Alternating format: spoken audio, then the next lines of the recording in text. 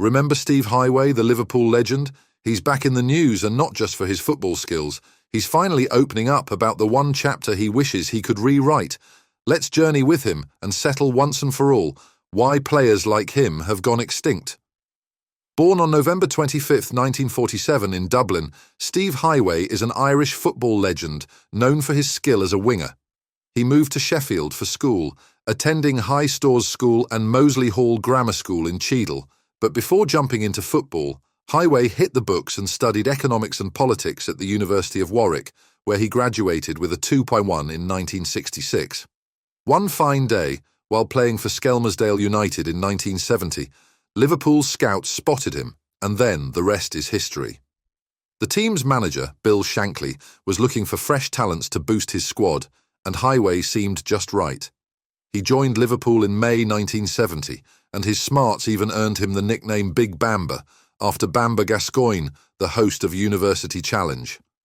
Not much later, Heighway made his debut for Liverpool on September 22, 1970, against Mansfield Town in the League Cup.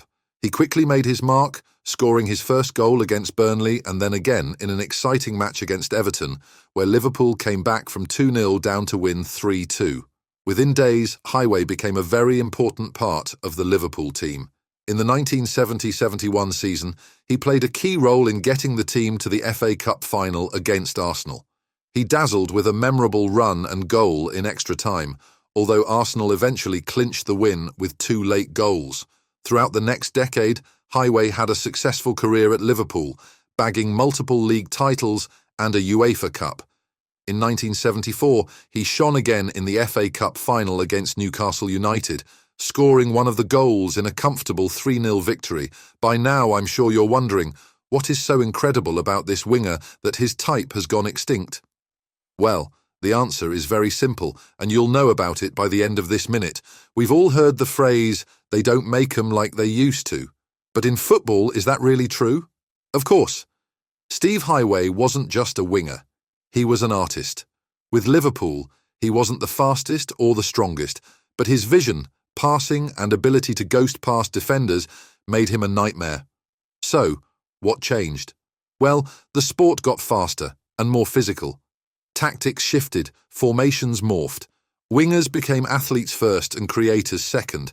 Data and analytics ruled the day, leaving less room for instinct and improvisation. Yeah, that happened. Don't get us wrong, today's wingers are incredible. They're goal-scoring machines, relentless runners, and tactical chameleons. But something's missing. The subtlety, the finesse, the sheer joy of watching a player dance through a defence. Now, coming back to his career, Steve Heighway had a pretty awesome career, especially in the 1970s.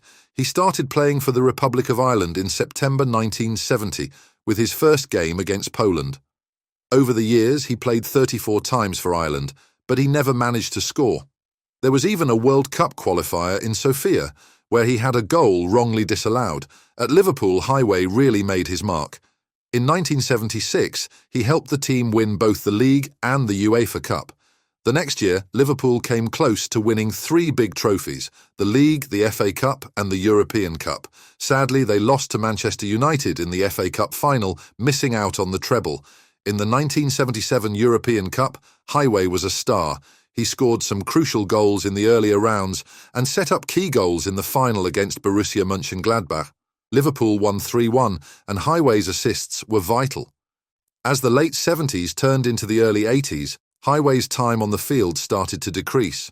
By 1982, after 444 matches and 76 goals for Liverpool, he decided to move on.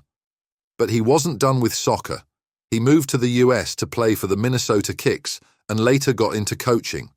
He returned to Liverpool as a youth coach and had a huge impact. He helped develop future stars like Steve McManaman, Robbie Fowler, and Steven Gerrard.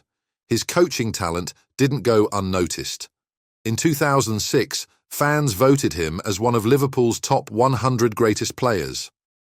Even after officially retiring in 2007, Heighway couldn't stay away from the game. He came back to Liverpool's academy part-time in 2015 and later took on a full-time consultancy role. He finally retired for good in December 2022. Steve Heighway's legacy at Liverpool, both as a player and a coach, shows just how dedicated and passionate he was about the game. Lads, the loss of the Heighway-type player from the field isn't just about nostalgia, it's about the soul of the game. Without those artists, do we risk losing the beautiful in the beautiful game? Are we training the next generation to be robots instead of creators? I doubt that anyway. The beautiful game needs its artists. Don't let them disappear. Now, before we talk about his grand legacy, there is one stone left unturned. Steve's life and journey were mostly full of success, but even he has had moments of doubt about some choices he made in his career. He once mentioned in an interview that he might have made a mistake when he left his coaching gig at Everton to work with the Professional Footballers Association, PFA. He wondered if he had moved on from coaching too soon. Jamie Carragher, one of the players Heighway coached, talked about this in his autobiography. Carragher thinks Heighway regrets not getting a chance to manage Liverpool's first team. After Heighway left the academy, a lot of fans felt that his deep knowledge of the club and his strategic thinking would have been perfect for a top managerial role. But some things don't go the way we plan them to, right? People often talk about this when they discuss Heighway's career. They see him as someone who deeply connected with the club and possibly could have done even more. Reflecting on what might have been, it's clear that Heighway's journey wasn't just about his achievements, but also about the choices he made and sometimes questioned later on. All in all, Steve Heighway really left his mark on football, both on and off the pitch. On the field, he was key to Liverpool's successes in England and Europe, bringing a special kind of vision and elegance to the team. Off the field, he didn't stop contributing. He turned into a fantastic coach, shaping the early careers of Liverpool legends like Steven Gerrard and Robbie Fowler. He taught more than just skills. He passed on a deep passion and understanding of the game that has influenced generations. Recently, Heighway opened up about some of his regrets, showing a more personal side to his career. He wished he hadn't left a potential managerial position to work with the Professional Footballers Association. It's a stark reminder of the tough choices athletes have to make when they move from playing to taking up roles as coaches or in administration. These decisions can really shape their lives and legacies in unexpected ways. Looking back at Steve Heighway's time, it's clear that football has really changed.